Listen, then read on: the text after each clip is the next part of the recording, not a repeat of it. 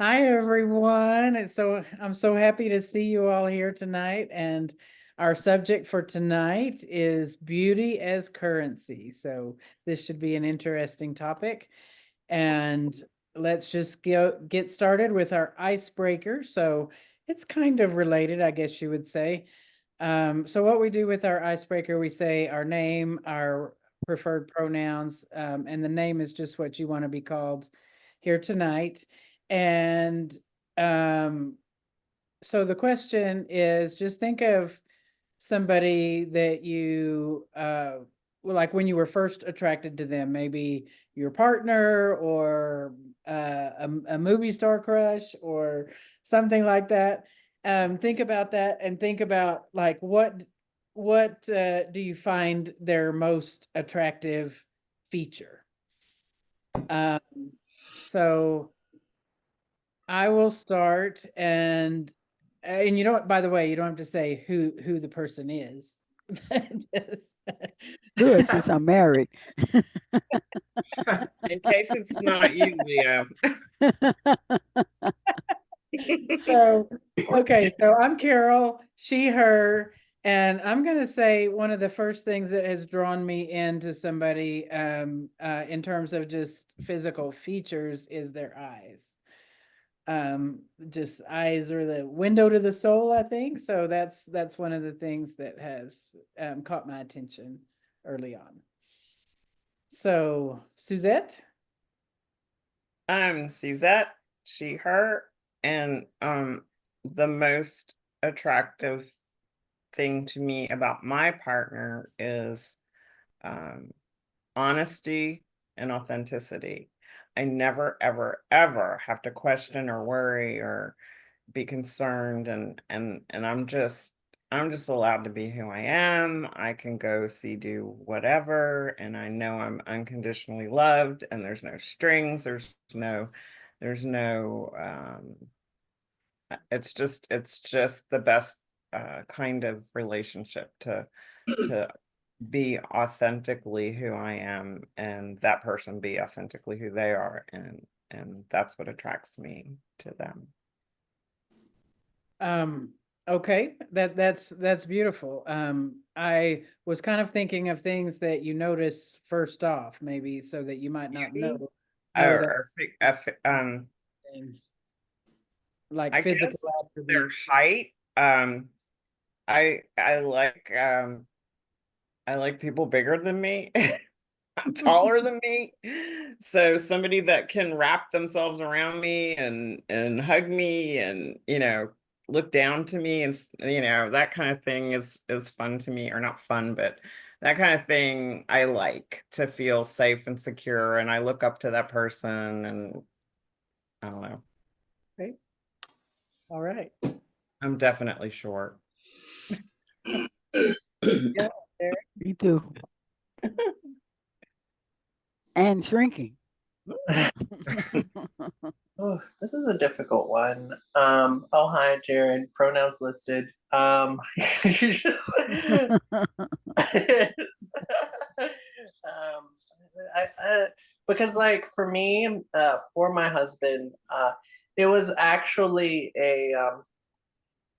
I mean, because I have a very clinical mind. I spent our first day looking for flaws, right? Because like you have to in this world, in this world, looking for flaws, right? Then you are looking for trouble. So like for me, I couldn't even like the first things that drew me in was how I didn't feel, man, like there were no visible flaws, right? And then there were no like emotional flaws that I could find, right? And like just like it's not like it didn't he didn't meet like some unrealistic oh sorry European standards of beauty or anything, right? That the Hollywood media pushed or anything. It's just I couldn't find anything wrong. And so like Try as hard as you might. try Okay, Tried and tried. I take it you're a glass half empty kind of person. Okay. Was looking for flaws. Right. Okay. That All was right, Leo. Okay. My name is Leo. Pronouns are he, him. Uh, the first thing that caught my attention was his smile. Then, of course, his laugh, Mhm. and then his hugs. Yeah. they so But bony. then, but the thing that I love the most after getting to know him is his patience and his kindness. Oh, that's Oh. awesome. Trigger. My name is Krager. Pronouns are he and they. And I'm going to get into the way back time machine and take you all back to the 1970s when this 13 or 14-year-old boy named Craig was watching TV. And I always used to like watching the $6 Million Man. And I don't know what happened, but in one episode, there was no shirt on. And I was like, there was that glorious hairy chest of Lee Majors. And at that moment, I knew there was something wrong with me. Because I was like, ooh, I like that. Oh, wow. Okay, Lynn. Okay, I'm Lynn. Pronouns are she, her. And I guess I have always been captivated by a woman's smile. Because a smile, I mean, I'm known as a serious person and don't smile a whole lot. And so the women that I have mostly been attracted to have beautiful smiles because that it lifts the countenance, and it's inviting. Um, some sexy. So I always the smile first. Nice. Yeah. Nice. Those are all beautiful things.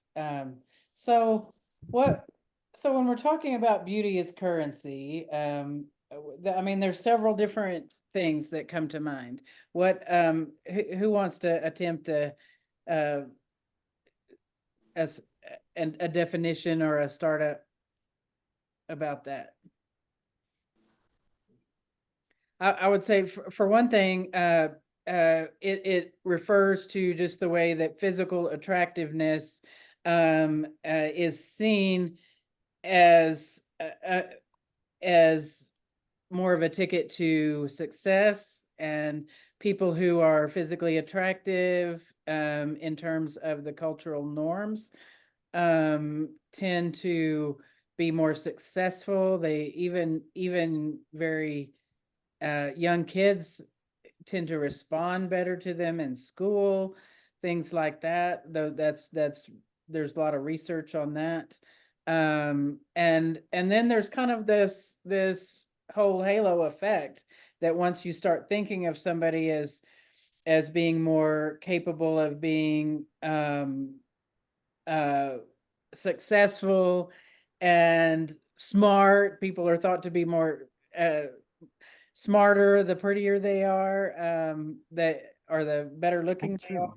are. Then they have more influence on social media, and then it actually does become actual currency, because then they have more offers, they become a bigger influence, they get more likes, more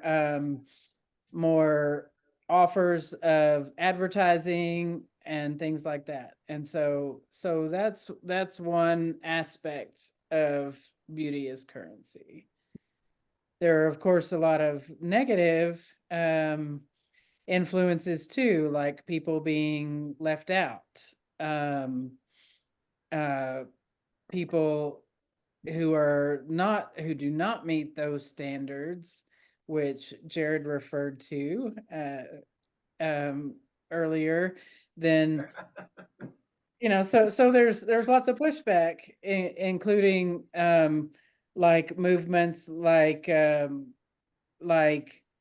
just I'm trying to think of the name, but like don't stop fat shaming and things like that. in terms of the LGBTQ community, I think a lot of feminist type lesbians led the charge in terms of pushing back against that, and like, okay, we're the ones that aren't wearing makeup, and you know, we're not necessarily wearing dresses or long hair or things like that. And of course, when we talk about beauty, we oftentimes are these standards that we're talking about are more often referred to in terms of women, but men are prone to them too, and maybe even more in the gay community. I think youth and good looks are a big thing in the gay community. And I'm gonna let y'all take this because I smell something burning and I want to check my candles. All right. Yeah. I hope your house is okay. But for me, I mean, you know, I teach the shame resilience curriculum, right? Like from where I go, which is, I believe it was, the author is Brene Brown, right? Now, I believe there's even one session that's about, you know, body and shame, obviously connected to another. But y'all remember Adele, right? Right. Y'all remember when she was a thick queen and she looked fabulous, right? And you know, she had haters that, you know, absolutely hated her, right? And then y'all remember when she became thinner and was still fabulous, right? Right. And she still had haters. Right. Right. You know, like it's like there are so many competing narratives within, you know, the cultures, right, that, you know, we are brought up in, right, that it seems like even for the what, as an African American male, right, even for people who are supposed to be deciding what the cultural norms are, that like the status quo, the Caucasian males in positions of power, right? It seems like these competing norms, they happen indiscriminately, right, when it comes to beauty, right? The dysmorphia is for everyone, it seems, right? Doesn't matter how beautiful you are, it seems like there is an aspect of shame attached to it, right? But that also makes it a profitable industry, right? Because I mean, you know, like, Oh, my $1 billion. yeah, $1 billion industry, right? You know, Kim K still getting all the procedures. Right. Don't make Right. it less beautiful or anything, but you know, she's still Right. more and more and more, and people get richer and richer and richer. Right. I Yeah. wrote that down. Mhm. That there's so many competing narratives in our culture that happen indiscriminately when it comes to norms. Mhm. That is Mhm. profound. That is. Mhm. Sorry, I'm gonna quote you on that. Okay, quote So me. where do Sorry. the norms come from? And Oh, I thought I mentioned them. People in positions of power, right? well, I mean that's some of it, but yeah, I mean Hollywood, Mhm. yeah, Mhm. that yeah, the movie industry just dictates a whole lot of what we see. But I mean, who dictated it before that kind of technology was around? Mhm. The people in positions of power. Those who wrote the history, Yeah, yeah. his story. Yeah, Suzette. Well, I think that because of social media, I realized that there's a whole segment of people who are attracted to beauty and those influencers and stuff like that. But I think for the first time in history, we have the ability to like see through some of that and actually see some authentic people that speak to us and who we're attracted to and who we want to follow just because of who they are. And I think I told you about the truck driver lady who was demonstrating makeup, on TikTok, and I followed her because I thought she was amazing, and she rose above what the noise was saying about her. I'm the 60-something-year-old truck driver who is a female, and I'm into makeup, and I'm going to get on TikTok and I'm going to do makeup reviews. And she's doing it, and she has followers. And I'm like, you have to learn how to filter through the criticism, and you have to learn how to be at least able to withstand criticism, in most instances, because most of the time it's just insecure people giving their opinion and not really anyone who matters, right? So I think that the reason why social media channels like TikTok are so popular, and Instagram, is because we have the opportunity to uh, be authentic without having a script and without having makeup and without having, I'm releasing a course, and I'm I wake up every day and I want to create a video, and I'm like, hey, today I look like this, right? And so am I going to make a video today, or I'm going to wait because I don't have time to do my hair or put makeup on. And some days I'm just like, I'm just going to make the video today. I haven't done that yet, but that's my biggest bridge to cross when it comes to putting myself out there on social media. So like you, Carol, an experiment in what is my currency. My currency is who I am. And I'm just hoping that y'all out there who are listening to me and paying attention to me are not focused on, the fact that I'm not, you know, coiffed up because Well, I didn't well, do yeah, I that mean, today. I think that is I had one a way to shower. fight I have back. had a shower. But I think I do want to, I just do want to bring up the other side of that. I mean, you said we can filter through it now, because some people do get on TikTok every day just as they are, but some people don't. Right. A lot of people I don't. agree. A lot of people only get on with some really ridiculous filters, and sometimes you can tell that things are fake, and sometimes you can't. And this is a world where we can.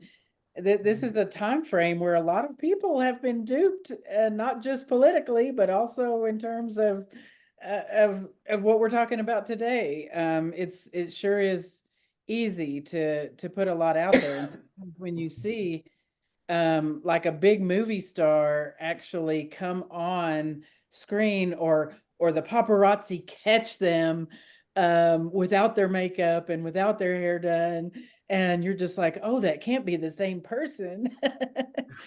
But I think that's part of where the danger lies, is that social media has so many opportunities for people to be inauthentic, and then people watching try to live up to these unrealistic standards that we've mentioned several times here.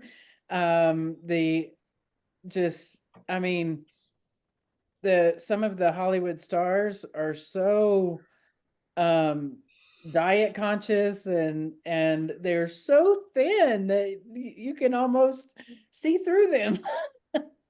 It just so I think we have to be very wary about what's I real. think beauty as currency are two different things in the workplace, which I've experienced it one way, and as opposed to socially. Or so I want to talk specifically about the gay nightclub or the gay bar culture between 1997 and about 2009, when I was heavily involved with that community.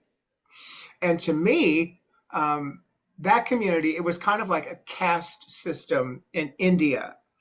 it's kind of like you're just born into your place, right? So if you go like JR's or South Beach or there was definite cliques, Yeah. and so all the muscle guys, they hang out in one corner of the bar, and so people would find their little cliques, and it was kind of like a little caste system to me. And me and my friends, we were always and constantly comparing ourselves to others, and so they were like, oh yeah, that's an A, like how Hollywood has the A list, the B list, the C, and the D, so I would always, I'd put myself at like a C.5. But and then when I started going to church and developing my spirituality more seriously, I kind of it was easy to see that,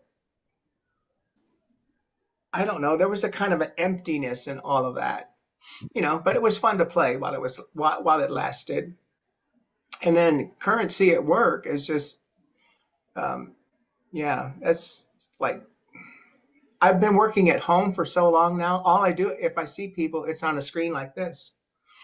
So I forgot what it was like to, you know, to see beautiful people at work, That's why So we that's go my to statement. church on Sunday.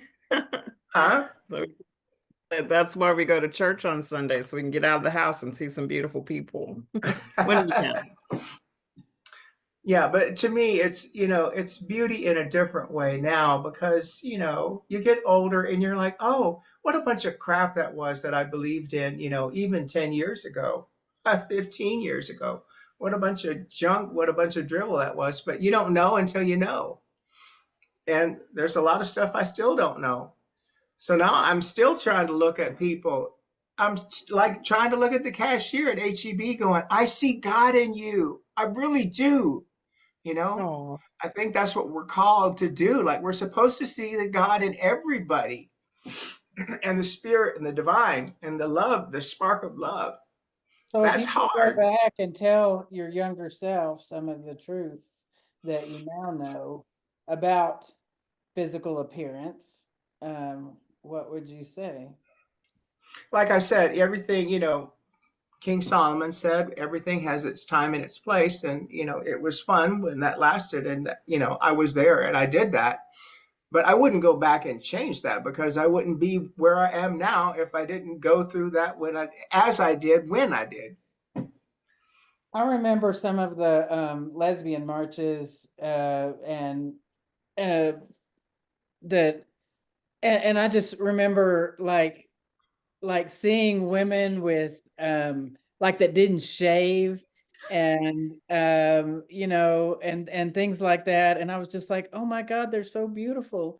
Could I do that? And I don't know, sometimes when we challenge norms, like I made the conscious decision tonight to just come on here without makeup or anything, and I was just like, I don't know, it felt weird. It felt, I don't know, is that vanity? Is that what is that fear of just not being able to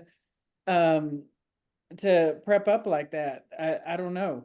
But I think the people that really challenge the norms, especially if they are somebody who's been in the media, that's been an influencer, and then all of a sudden stops coloring their hair and lets the gray show, and or stops wearing the fancy clothes that cost thousands of dollars and things. I don't know.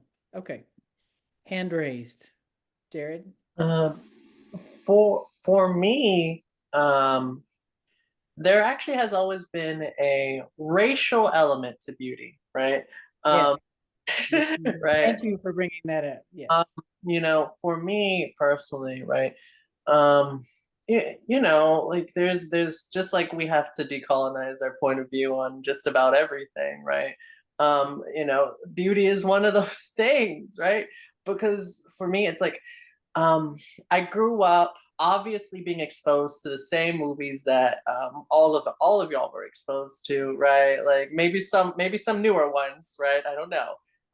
But a lot of the main love interests, the main lovable people, right, were really they look like the same person. And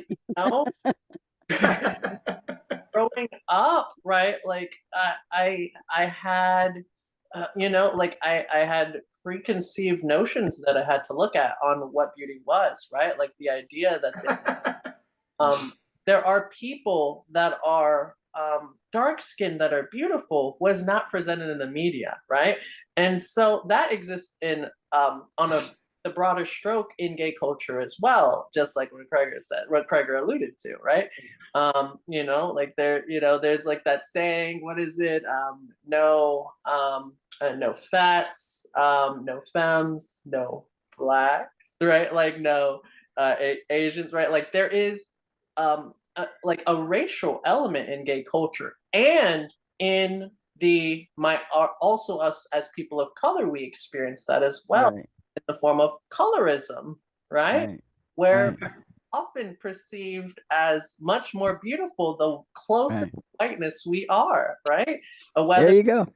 behavior or we're talking about skin color. Either way, right? As long as you look good in a suit, right? No, not just skin color. Yeah, not just skin culture, but features too. I mean, there was a lot of plastic surgery about like Asian people changing their eyes and and and nose jobs so that yeah. Yeah, so it's not just color, it's the features that are associated with Absolutely. But yeah. from what I've seen, there's a huge, there's huge colorist stigmas in, the African American culture, the Latino culture, really every person of color, where it's actually really like color really does play a huge role. Like it's huge, right, on whether or not you are treated as valid or even represented in the media, right? And it's so like doing the work of figuring out that there are people of color that are beautiful actually took me personally some time, right? Like it took me some time to deconstruct that, right? As a person of color, this is wild, it's wild, right? Yeah. Like sometimes the brainwashing gets so bad that you learn to fetishize your abuser, and that like we like to undersell we and like our sexual attraction as a form of racism, right, or as a form of discrimination that was placed upon you through media influences, right, as this thing that you love who you love, right, and so you only associate with people of a certain color because they don't match your aesthetic, right? But at a certain point, you have to pay attention to the fact that, wow, I've never sexualized a black person before. And not just like a light skinned black person like Stephen Curry, but like an actual African person before. Wow. Why do I have an aversion to people who are dark, right? What is it about, like I can like Latino people that are light skinned and they have a funny accent, right? But like, if they are, darker, right? Why is that such a it took me some time to actually figure that out, that uh, us dark people, we sexy too. Just- Yeah, that absolutely is something that a lot of people have had to overcome. I guess um, I was blessed because in 1966, 3 years before I graduated from high school, the Four Tops made a song called "Beauty's Only Skin Deep," and the saying around the time was, beauty's only skin deep, but ugliness is to the bone. And so, and so that's kind of the atmosphere that I grew up in. And as you say, the racial overtone. I mean, what? Dark clouds, a black cat, bad luck. I Mhm. mean, the the term black, anything to do with African American or Negro or anything, I mean, that's all bad luck. So it's all bad. So blonde, blue-eyed, uh, white person is that's the epitome of beauty. Mhm. And that certainly is what I learned, growing up. But I guess I was blessed because I have been told that that I am a very attractive person, and I look back on some of my younger, like 16, 16, 20, in my early 20s, and I was kind of good looking, but I never saw myself that way. I just never really thought of myself as being pretty, or I'm not saying I thought of myself as being ugly, but I just beauty just never was not ever something that I had dwelled on in looking for a partner. Like I say, that first the smile, which shows a good countenance, and I want to get to know you because you're not mean looking, because you're not frowning, but saw um I never looked in for a mate thinking, oh well, that person sure is fine. Now, did I have my own instinctive prejudices, I guess we'll say? Yeah, well, I'm 5'2". I've never, until I was in my 60s, I never weighed more than 120. So I did, kind of look for someone who was close in size and height and weight to me. But I just I think I was blessed in that I never got caught up in that, and it just never seemed important to me. And I was such a cerebral person, and I was shy, painfully shy. And so I didn't say a lot, and I was always the wallflower. So who am I to judge who's pretty and who's not?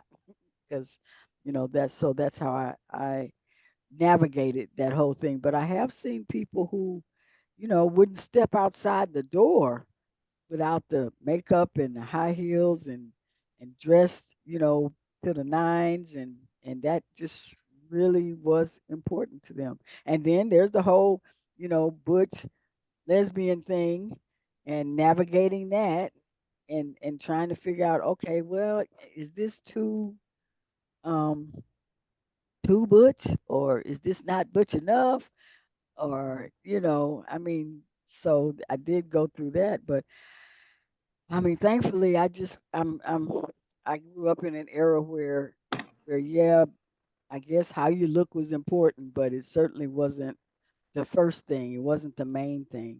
Because as a black person, a black American, we all knew what the beauty standard was, and I'm obviously never going to be blonde and blue eyed. So it's not something that ever mattered. Okay, that's beauty. Okay, you guys say that's what it is. All right, What you said fine. about just thinking about who you might be attracted to and who you might want to date. I mean, I don't think I even thought about that until I was, past middle age. Yeah, And, yeah. I mean, it was always just I didn't feel qualified. I was just like, oh, you want to go out with me? Okay. You really? Are Yeah. you sure? Yeah. You sure Me? I'm the one? Uh, Yeah. and so I think it was almost reverse. And I remember at times just saying, wait, yeah, I don't want to date anyone prettier than me. I need to be the pretty one in the relationship. Girl.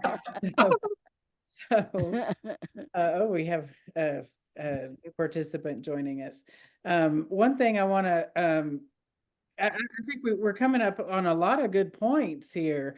I want to point out one thing that a therapist told me one time, and that was, and because I was talking about just how biased I feel, especially if I think back on high school, like I went to a high school reunion, and the people who were running it are like, yeah, we don't want her, that cheerleader, that pretty, she always got her way before, so we don't want her running it.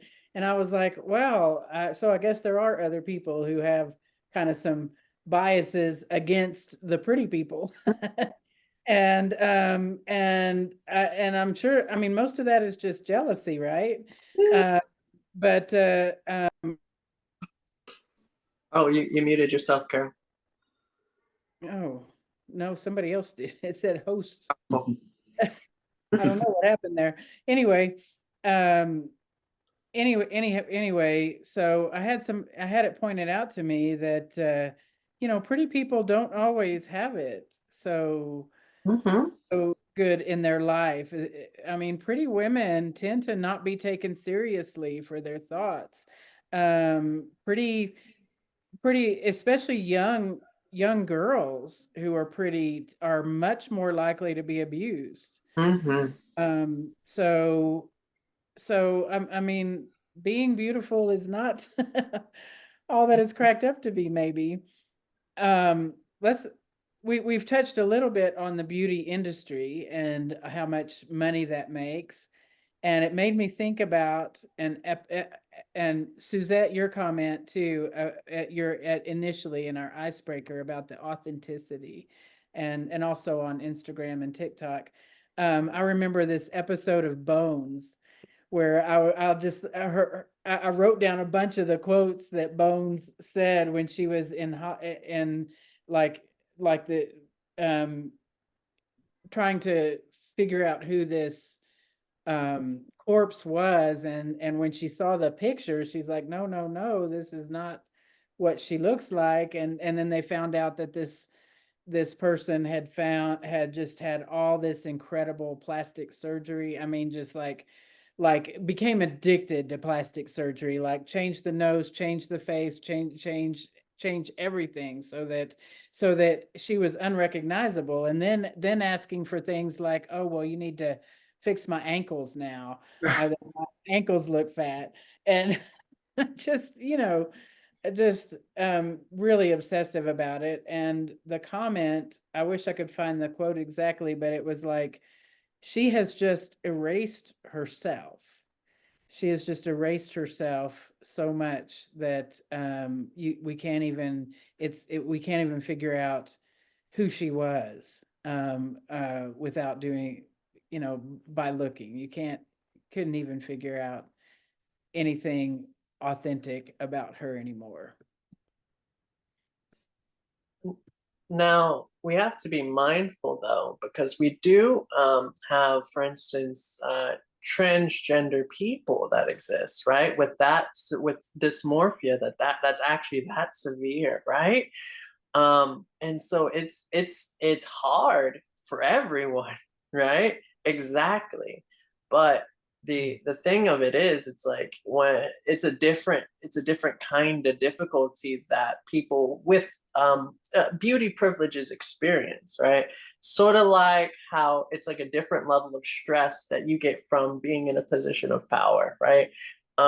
You struggle with the isolation, the being in competition with people. Everything exists in context of the power you hold and not as in context with who you are, right? Like beauty is itself, just like anything, holds the weight of responsibility that oftentimes, from what I've seen, from being around and also being a very beautiful person, it is heavy. It's heavy for everyone, right?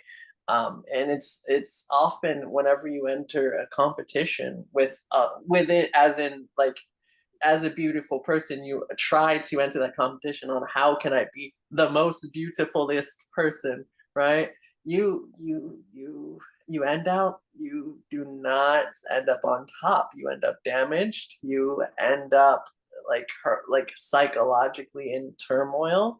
You end up hating the mirror, and I hate to see it, but I mean, for some of us, that's the path that we've got to walk, right? Because I mean, shame's coming either way. Like society's gonna be pushing at you, right? and satisfaction. Like if some people have found it in their beauty standards, and some people have like actually met that point, especially members of our trans community. But some people are always chasing, right, until the day that they die, and that's their life, and it's hard. It's hard to watch. It's hard to What do watch. you mean about shame coming? I mean, Oh, sure, like yeah, like you know, whenever you're beautiful, right, you are in competition with the most beautiful people, right? And so yeah. you will be demeaned. Can't always win. Yeah, you can't. Yeah, there will always be someone who is quote unquote more beautiful than you. I don't even know if that's a thing, honestly. But you know, like the shame that comes from always being a loser, right? Like always being in competition because you entered this, you know, this competition. It hurts. It hurts, and it's killed people before. It has. It still kills clients, right? Absolutely. Mhm. Yeah. Yeah. And I think their eating disorders affect so many people. And yeah, and I succumbed to that a couple of times in my life.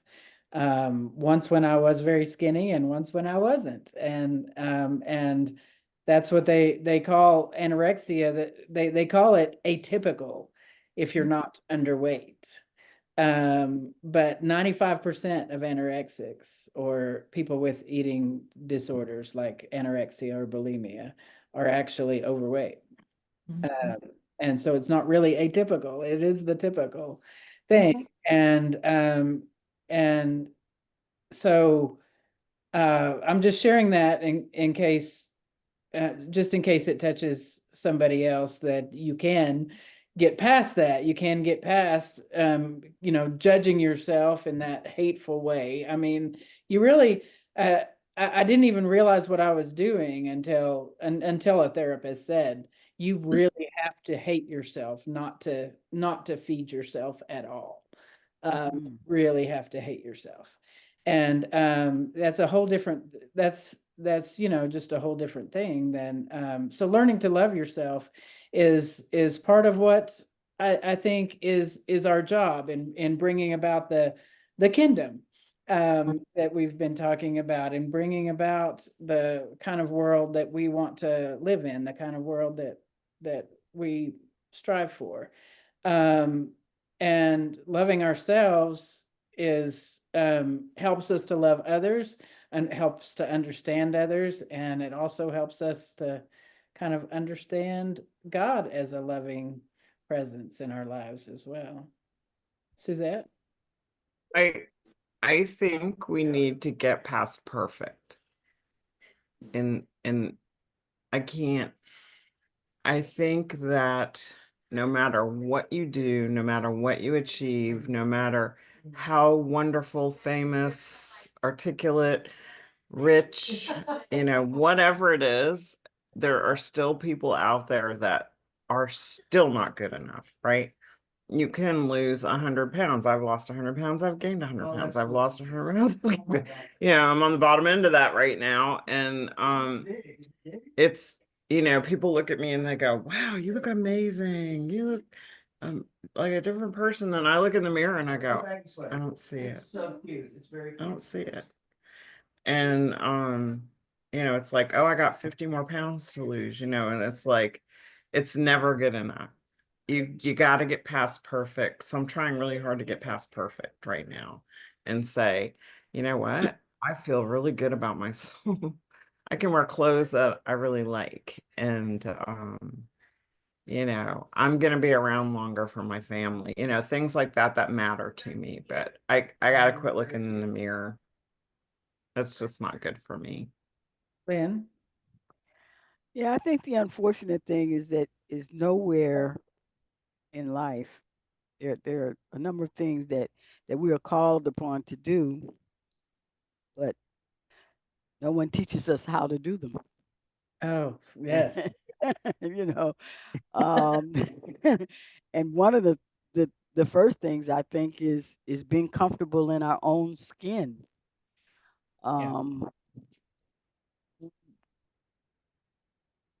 So We come to Jesus as you are, just as I am. It's probably the hardest thing for people to do, just as I come to him, just as you are. And, um, think the concept for me is, you know, Job said, naked, the Lord give it, the Lord take it away. Um, Naked I came into this world, and naked I'll leave.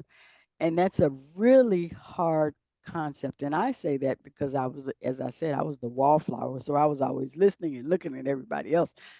I was too nervous and introverted to even think about being out front. But I think that early, Sunday school, Bible study, come to me just as I am. I think I got that. Um, and so I had other issues, other mental issues, but it definitely wasn't, because of how I looked or anything like that. But we're never taught to just be ourselves in our own Yes. skin, and that takes a long time. Yeah, and I want to I hope this doesn't Suzette, I just what you said about you need to stop looking in the mirror, I think I don't think you need to stop looking in the mirror. You need to You stop need to looking look in with the mirror. judgment. You need to start looking with love, and just be like, just look in the mirror and say, I love you, just like this. I love you. Tell the mirror that. I can say it to everybody under the sun, but I can't say it to myself. I'm not like super self-critical or anything. I mean, I don't walk around going, "Oh gosh, you're just horribly not acceptable," but when I was little, I had rheumatic fever and I spent my entire first grade year in bed and I gained weight because of it. And since that time in my life, I was like 7. I had a weight problem because I couldn't exercise properly. And, it took years for me to be able to get over it.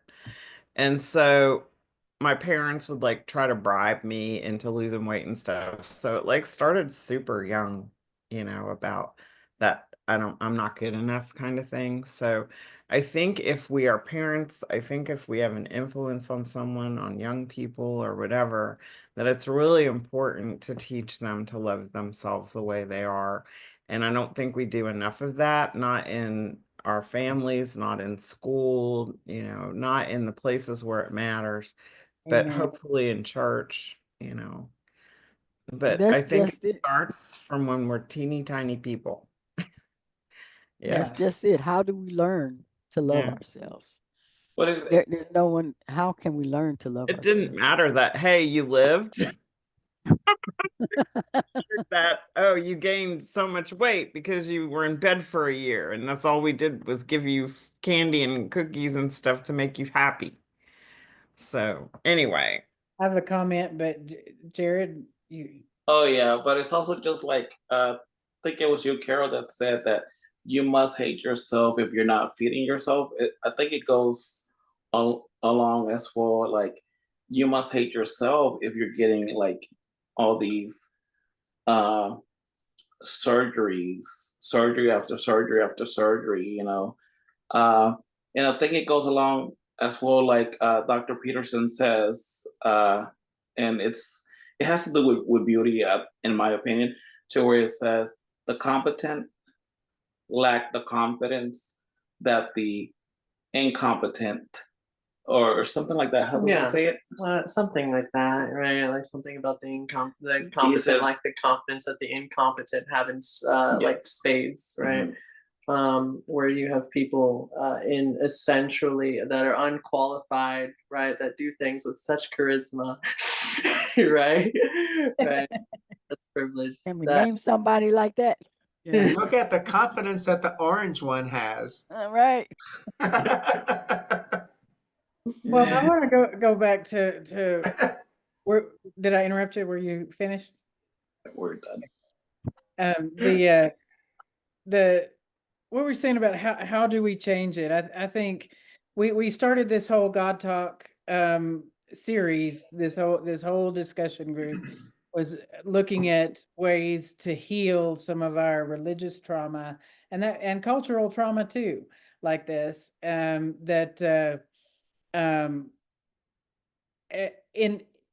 by looking at how we envision God. And so I find myself saying a lot. I learned this from my therapist, but it's really true. I've got a great therapist, and and I like saying that because I don't want mental health to be stigmatized, and I think it's good to just say that out anyway. So I was talking about the other day how mad I was at myself for various things, not getting things done, procrastinating, etc. And just all these things that I would, and my therapist was just like, so who is this little judge inside? Is this how you see God, as this little judgmental tyrant that's going, you should have done this and you should have done that? And I was like, well, no, that's not how I see God. And so I got this very comical image of this little tyrant that was this little judge, red-faced and steam coming out like a cartoon, and so she helped me see like God coming in as more like this this embracing presence, this cloud just coming in and lifting me up. And then just looking at all those little things like from a different perspective, not down on, caught in the middle of the clutter and the tumult and all the things that have to get done and the overwhelm, but looking at it from up in a high perspective where you're just surrounded by love and compassion, and looking down at all those things as just tiny little tiny little things. And I thought, wow, you just God talked to me.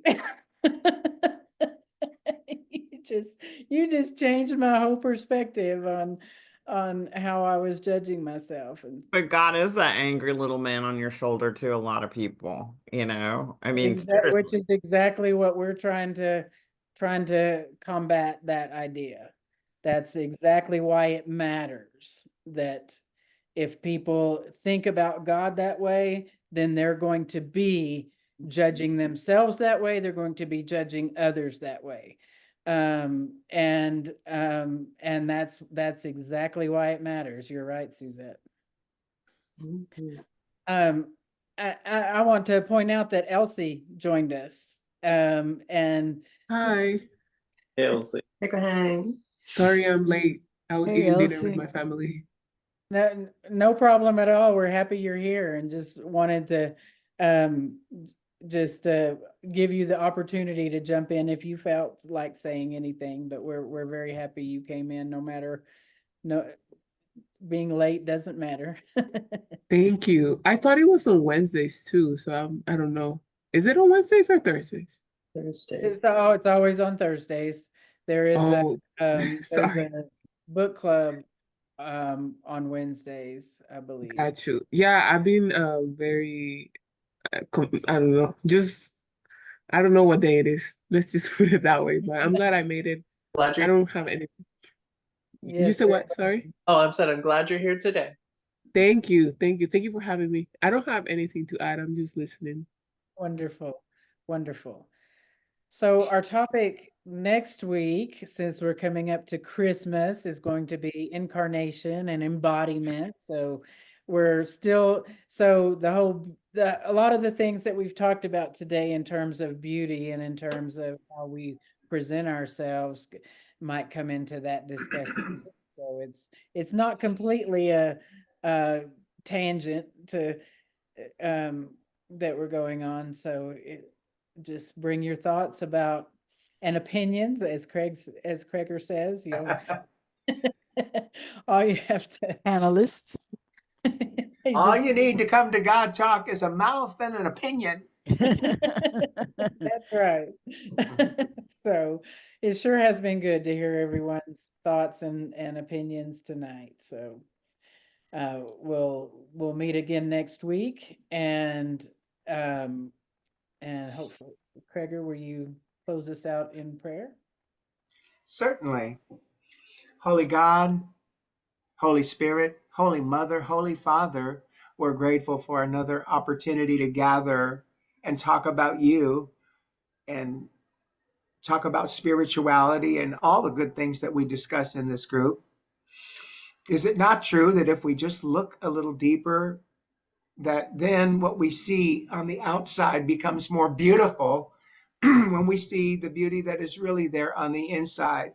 Because it's always you that is the beauty on the inside of everything. So help us to have eyes that see the beauty, the majesty, and the wonder of all your creation, especially during this season of the year.